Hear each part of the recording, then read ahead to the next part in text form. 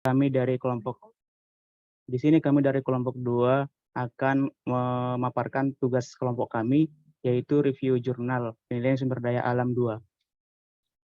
Nah, kami dari kelompok 2 ada beranggotakan absen 5 Arum Vita Febinia, absen 8 Doni Martua, absen 13 Joshua Manalu, absen 27 Rinda Kartika. Nah, di sini kami menemukan akan mereview 3 jurnal, di mana yang jurnal pertama adalah valuasi ekonomi objek wisata Goa Pindul, Kabupaten Gunung Kidul menggunakan pendekatan travel cost. Di mana nanti untuk yang jurnal yang pertama ini menggunakan ZTCM. Kemudian yang kedua adalah valuasi ekonomi ekowisata. Yang pertama tadi menggunakan ZTCM sama ITCM. Kemudian yang kedua ada valuasi ekonomi ekowisata Kali Biru dengan individual travel cost method. Ini nanti menggunakan ITCM. Kemudian yang ketiga ada valuasi ekonomi menggunakan metode travel cost method pada Taman Wisata Alam Punti Kayu Palembang yang nantinya akan menggunakan ZTCM. Next. Nah, adapun agenda yang akan kami bahas di sini adalah pada jurnal pertama. Yang pertama ada referensi, latar belakang, tujuan penilaian, data, metodologi penelitian, dan kesimpulan. Langsung saja kita masuk ke topik yang pertama, ada referensi. Di sini sudah tertera sebuah link, mungkin bisa diakses oleh teman-teman untuk mendapatkan jurnal yang pertama ini.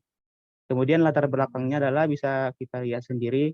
Objek wisata Goa Pindul ini terletak di Desa Beji Harjo, Kecamatan Kurangmojo, Kabupaten Gunung Kidul, di mana Goa Pindul ini termasuk ke dalam kawasan Geopark UNESCO Karts Gunung Sewu.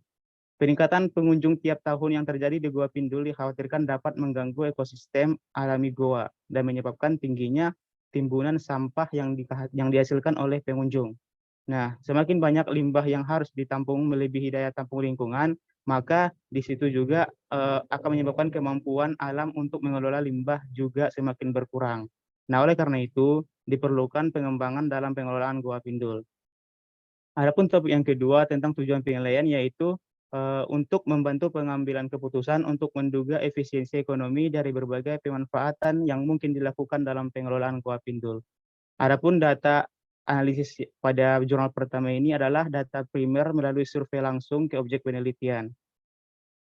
Nah, metodologi penelitian ini kami menemukan 4 metodologi. Yang pertama adalah pengambilan sampel, di mana sampel yang digunakan dalam penelitian ini adalah kuesioner dengan menggunakan purposive sampling pada pengunjung dengan umur di atas 15 tahun.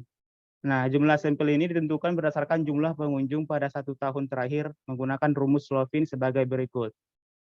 Di mana rumusnya adalah ukuran sampel sama dengan ukuran populasi tahun terakhir per 1 ditambah ukuran populasi tahun terakhir dikali nilai kritis atau batas ketelitian pangkat 2. Adapun metode penelitian yang kedua adalah analisis deskriptif, di mana dengan analisis deskriptif itu tujuannya untuk digunakan menganalisis kondisi sosial dan ekonomi yang berpengaruh terhadap kunjungan serta kemampuan membayar untuk mengunjungi objek wisata Goa Pindul.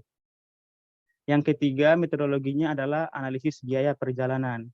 Seperti yang sudah saya sebutkan tadi, pada jurnal ini metode travel cost method terbagi menjadi 2 tipe, ada zona travel cost method dan individual travel cost method. Nah, adapun tahapan pada zona travel cost method sendiri adalah di mana yang pertama menentukan zona di sekitar lokasi wisata menggunakan lingkaran konsentris atau dengan divisi geografis secara administratif yang masuk akal. Kemudian mengumpulkan informasi jumlah pengunjung dari tiap zona, menghitung laju kunjungan per 1.000 penduduk per zona, menghitung biaya rata-rata perjalanan per zona, terus menganalisis regresi antara variabel biaya perjalanan dan laju kunjungan per 1.000 penduduk, mengestimasi kurva permintaan, dan menghitung nilai kesediaan membayar, serta nilai surplus konsumen. Kemudian pada metode yang kedua, individual travel cost method, tahap-tahapannya adalah yang pertama menghitung biaya perjalanan tiap individu, mencari biaya perjalanan rata-rata, menghitung nilai ekonomi total per tahun, mencari kurva permintaan berdasarkan jumlah kunjungan dan kesediaan membayar pengunjung, dan menghitung nilai surplus konsumen pengunjung berdasarkan grafik. Kemudian dilakukanlah analisis regresi linear pada tahap yang keempat, yaitu analisis regresi. Nah, pada analisis ini dilakukanlah terhadap variabel yang mempengaruhi biaya perjalanan pengunjung objek wisata tersebut. Tahap-tahapannya adalah yang pertama menentukan variabel yang diduga berpengaruh terhadap kesediaan membayar pengunjung. Kemudian menganalisis hubungan antar variabel bebas terhadap variabel terikat dengan menggunakan SPSS. Selanjutnya, analisis dan pembahasan akan dilanjutkan oleh Rinda Kartika. Selanjutnya, untuk analisis dan pembahasan jurnal yang pertama, yang pertama terkait dengan metode pengambilan sampelnya.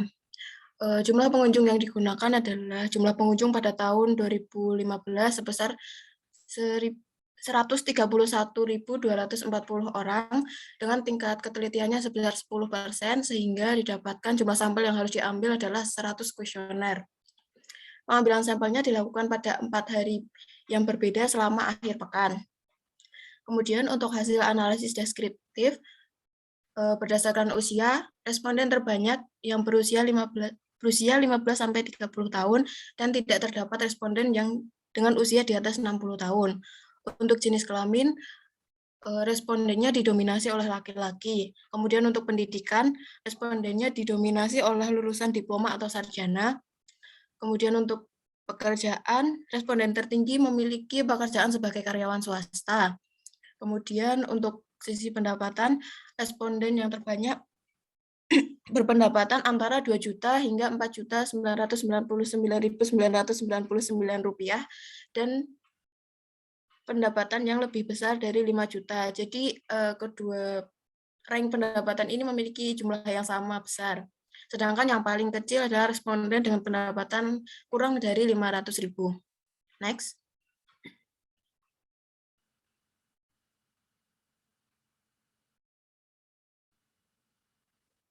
Yang pertama untuk zona travel cost method. Dalam jurnal ini dibagi menjadi 6 zona, yaitu zona A dengan jarak 0 sampai 50 km, zona B 51 sampai 100 km, zona C 101 sampai 150 km, zona D 151 sampai 200 km, zona E 201 sampai 250 km, dan zona F lebih dari 250 km. Kemudian setelah melakukan pembagian zona, peneliti mengumpulkan jumlah pengunjung dari tiap zona berdasarkan hasil survei dan jumlah kunjungan dari tahun lalu yang digunakan untuk menduga tingkat kunjungan tiap zona. Data jumlah pengunjung yang didapat akan digunakan untuk menghitung laju kunjungan per 1.000 penduduk. Tahap selanjutnya mencari akumulasi biaya yang dikeluarkan pengunjung untuk berwisata. Hasil biaya perjalanan per zona yang telah diketahui digunakan untuk mencari biaya perjalanan rata-rata per zona per individu. Hasil data yang diperoleh dari perhitungan akan dilakukan analisis regresi antara variabel biaya perjalanan rata-rata sebagai X dan laju kunjungan per 1.000 penduduk sebagai Y. Sehingga persamaannya YI sama dengan 3,30 dikurang 0,00096 X. Persamaan tersebut digunakan untuk membentuk kurva permintaan dengan menggunakan fungsi reaksi dan menggunakan simulasi harga karcis dari 0 sampai jumlah pengunjung sama dengan 0. Untuk kurva permintaannya dapat dilihat di bagian samping kiri. Next.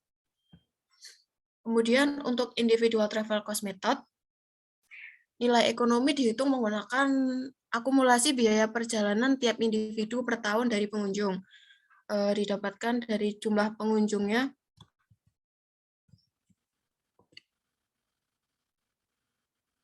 Dari jumlah pengunjung tahun lalu 130.520,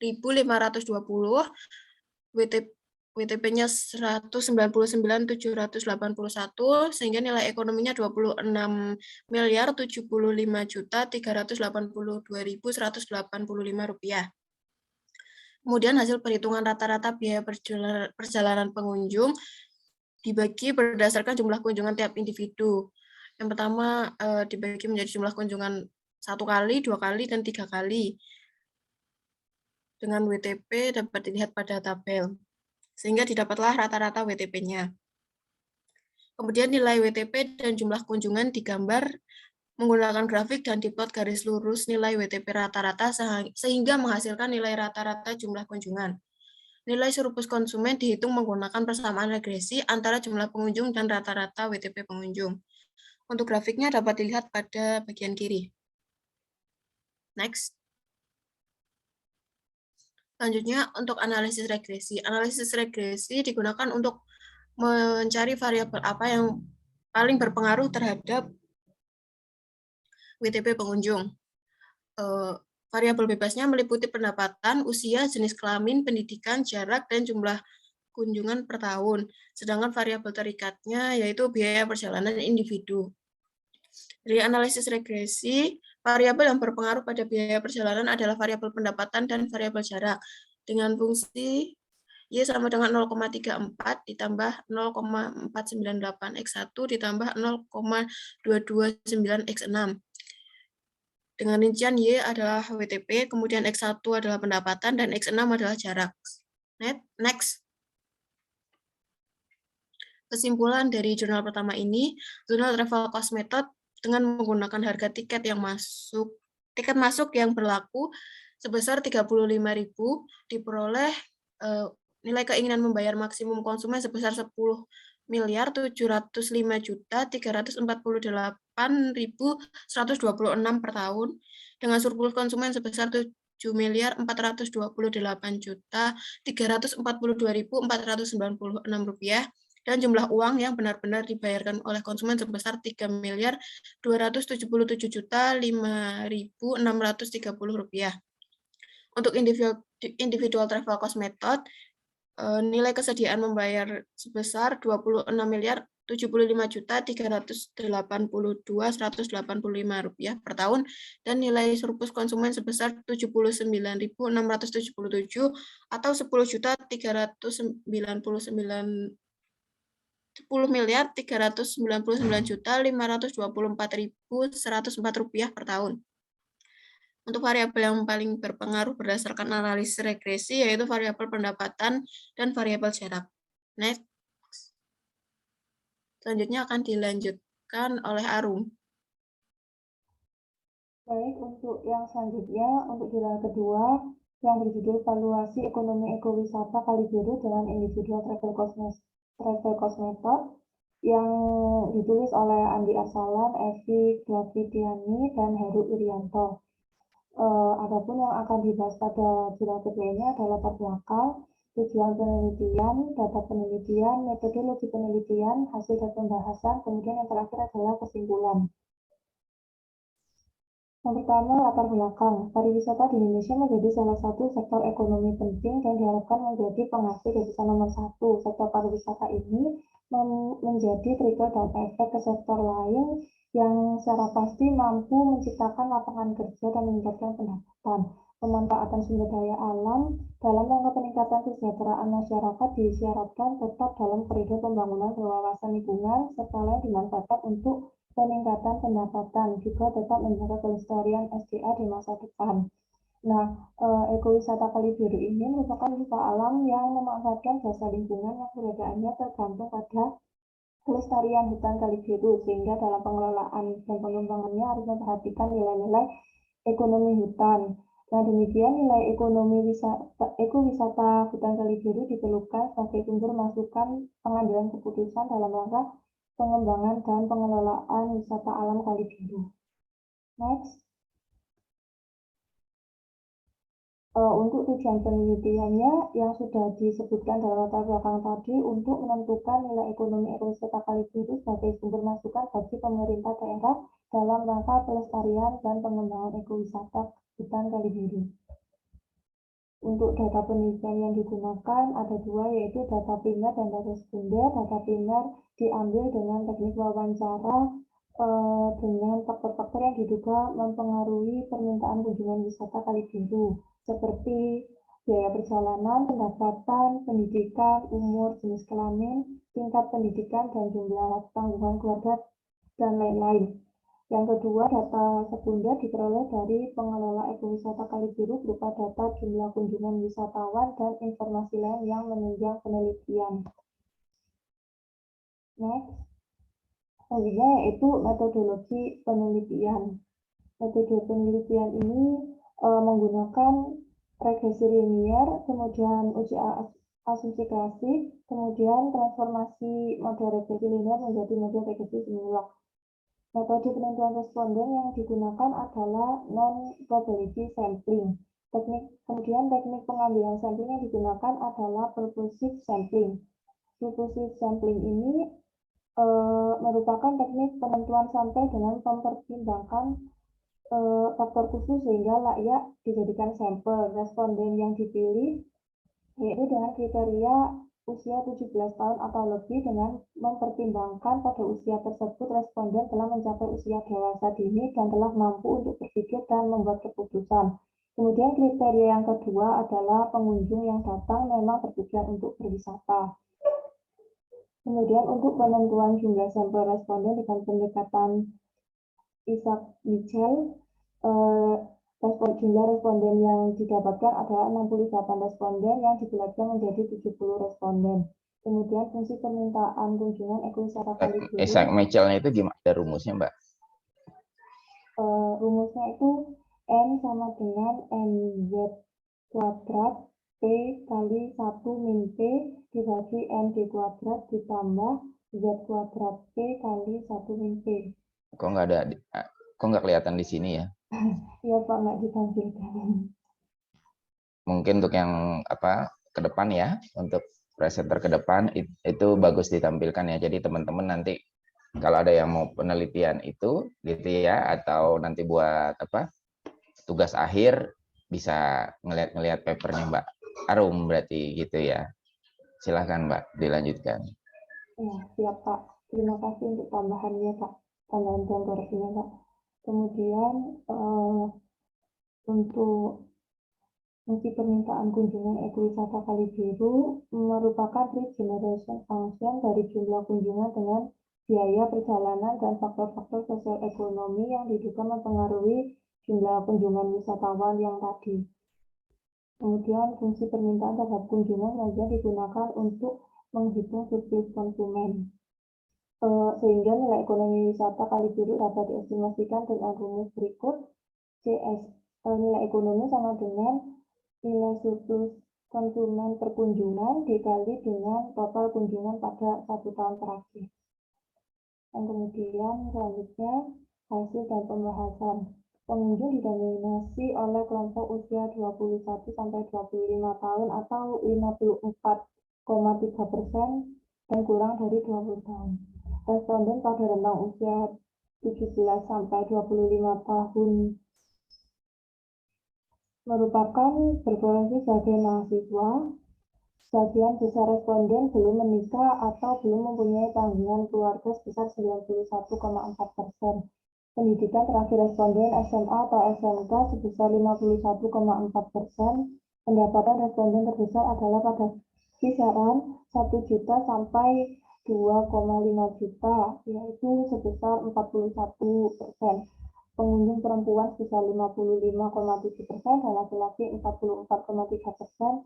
Variabel bebas biaya perjalanan dan tingkat pendidikan berpengaruh signifikan terhadap jumlah kunjungan. Hasil perhitungan diperoleh surplus konsumen sebesar 175 juta rupiah. Dataan surplus konsumen sebesar 1.562.500 per kunjungan.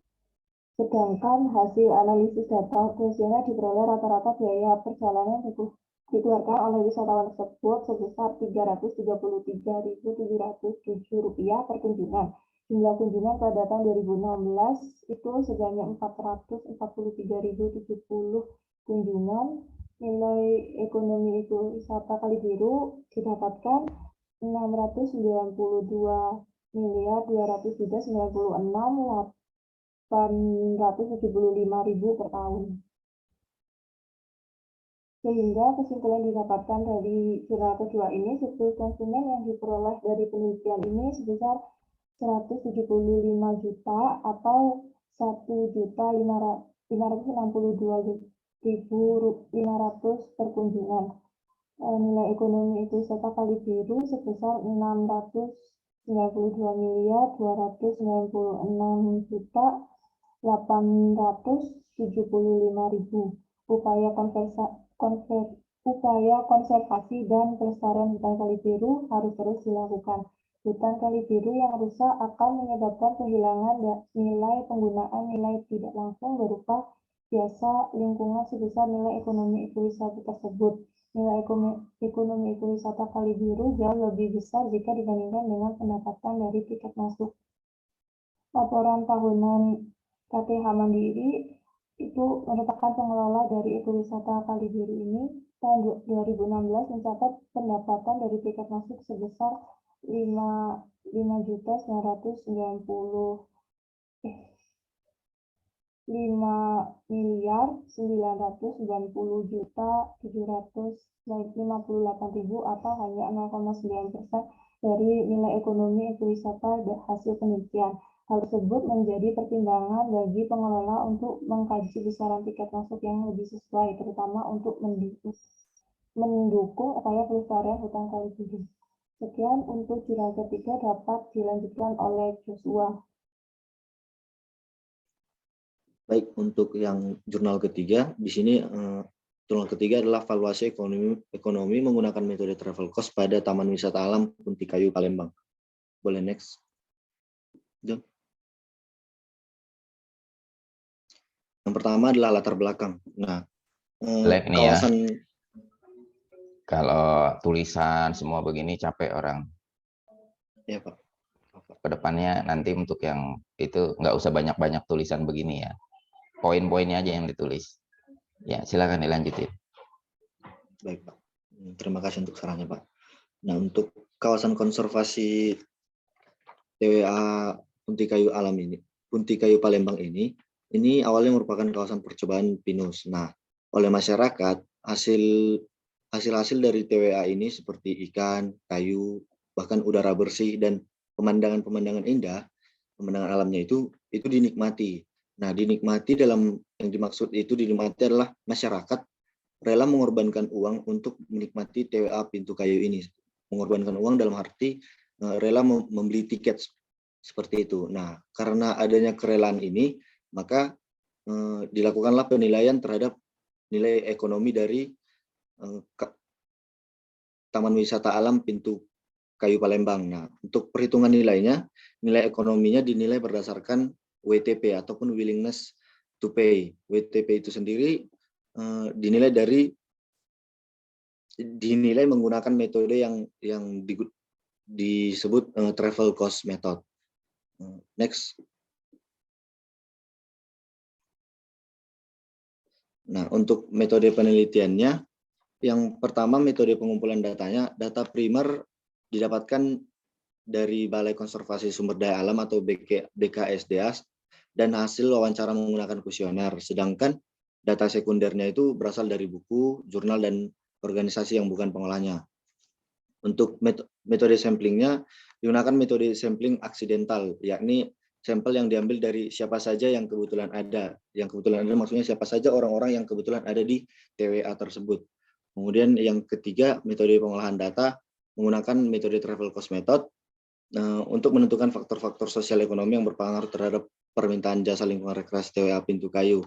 Nah, digunakan analisis linear berganda. Adapun model yang digunakan adalah model log karena koefisien regresi dari model log merupakan nilai elastis. Selanjutnya, dari hasil penelitian dan pembahasannya, yang pertama kunjungan tempat wisata. Nah, kunjungan tempat wisata ini dihitung berdasarkan jumlah pengunjung TWA Pintu Kayu pada tahun 2005 sampai 2009 dan distribusi pengunjungan TWA Pintu Kayu berdasarkan daerah atau zona, karena penilaian TWA Pintu Kayu ini merupakan ZTCM, Zona Travel Cost Method. Kemudian yang kedua, nilai ekonomi wisatanya. Penentuan nilai ekonomi wisata didasarkan pada pendekatan biaya perjalanan wisata, yaitu jumlah uang yang dihabiskan untuk melakukan perjalanan wisata ke TWA Pintu Kayu. Biaya tersebut meliputi biaya transportasi pulang pergi, biaya konsumsi, biaya dokumentasi, dan biaya lain-lainnya. Next. Nah, kesimpulannya, berdasarkan hasil perhitungan diperoleh rata-rata kesediaan berkorban per pengunjung adalah sebesar Rp4.288. Nilai yang dikorbankan adalah Rp622 per kunjungan penduduk dan surplus konsumen adalah sebesar Rp3.665 per kunjungan. Nah, Ini untuk nyari tingkat surplus konsumennya gimana? menggunakan ini Pak, Mana? tidak saya tampilkan di PPT-nya Pak. Ditampilkan ya, nanti untuk yang lain ya. Baik Pak. Ya, silakan. Adapun tingkat kunjungannya itu dipengaruhi oleh beberapa hal. Yang pertama adalah jarak, di mana semakin jauh jarak maka semakin sedikit jumlah kunjungan. Kemudian dipengaruhi oleh jumlah penduduk, di mana semakin besar jumlah penduduknya maka semakin besar pula orang yang datang ke TWA. Kemudian penghasilan per bulan ini berpengaruh pada biaya perjalanan dan pendidikan. Ya, ini semakin lama menempuh pendidikan maka seseorang itu perlu melakukan rekreasi sebagai waktu luangnya. Next. Sekian Pak presentasi dari kelompok kami. Baik, terima kasih ya teman-teman semuanya. Ada 3 paper jurnal, bagus. Jadi buat referensi. Tadi karena ada 3 yang mempresentasikan, saya mau kasih tahu bahwa yang nomor 1 yang bagus cara mempresentasikannya ya. Jadi lengkap gitu ya. Lengkap caranya bagaimana, rumusnya bagaimana, fungsinya bagaimana. Kalau tadi bahkan ada gambarnya bagaimana. Jadi teman-teman bisa ada gambaran. Oh, kalau nanti saya bikin paper saya bisa kayak gitu ya. Nomor 1 yang paling bagus. Jadi nanti teman-teman yang lain bisa mengikuti gitu ya, modelnya seperti yang nomor 1 tadi gitu kan ya. Oke, terima kasih ya. Jadi minggu depan itu bagian dari grup ketiga ya, berarti ya tentang hedonic price ya, tentang hedonic price. Oke ya teman-teman, terima kasih semuanya. Sekarang teman-teman saatnya mengerjakan exercise-nya gitu ya. Kalau teman-teman bingung, teman-teman bisa buka materinya ya, materinya. Misalkan kalau belum pernah melakukan regresi gitu ya. Nah, tinggal melakukan di sini ada cara-caranya ya, cara-caranya seperti apa tuh ya, rumus-rumusnya seperti apa yang bisa dilakukan gitu kan ya. Ingat nanti ada 2 nih, ada yang menggunakan ini, ada yang menggunakan ini gitu ya. Ingat-ingat ini buat yang mana, ini individu, ini buat zona gitu ya, jangan sampai salah rumusnya gimana. Tentu nanti teman-teman kenapa dia rumusnya seperti ini, karena kan kalau zona dia sebagian-sebagian ya, sebagian-sebagian, jadi tingkat A sampai tingkat B gitu ya, makanya di sini ada CHO sama TC gitu ya, jadi bedanya CHO itu berarti adalah tadi kalau di teman-teman yang presentasi itu adalah nilai tertinggi harga yang sampai kira-kira ini nggak ada pendatangnya. Jadi harga berapa sih ini biar nggak ada pendatangnya gitu kan ya. Itu yang namanya nanti CHO gitu ya. Nah, ini nanti teman-teman bisa lihat di sini gitu ya. Bisa lihat di sini ada contohnya, lalu ada yang praktikumnya gitu. Praktikumnya sudah ada di jadi nggak perlu buka ini juga, silahkan kalau mau buka tapi nggak apa-apa, tapi sudah ada di dalam LMS gitu ya. Nah, ini ada ya. Nah, ini bisa buat exercise-nya bisa seperti ini, ada jelas ya, detail cara mengerjakannya, cara bikin regresinya juga ada ya di sini, nanti teman-teman bisa ngikutin di sini, gitu kan ya, ngikutin di sini, sehingga nanti teman-teman bisa membuat surplus konsumen gitu ya, dan dapat nilai ekonomi totalnya berapa gitu ya. Walaupun ini sekali lagi mau saya katakan sudah banyak yang dipermudah gitu ya, sudah banyak yang dipermudah karena nggak mungkin kita benar-benar ngeblank teman-teman gitu ya, ngerjain semuanya, nyari semuanya kan nggak mungkin dalam 1 hari ya.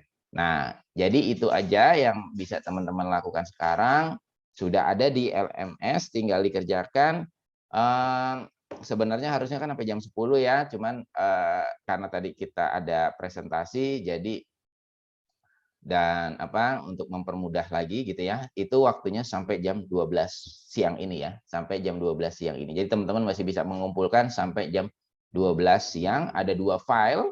Filenya yang pertama adalah tentang individual transfer, cost method gitu ya, travel salah bukan transfer, travel cost method, dan yang kedua adalah zona travel cost method gitu ya. Ada 2 soal, silahkan mengerjakan. Ada pertanyaan dulu sebelumnya?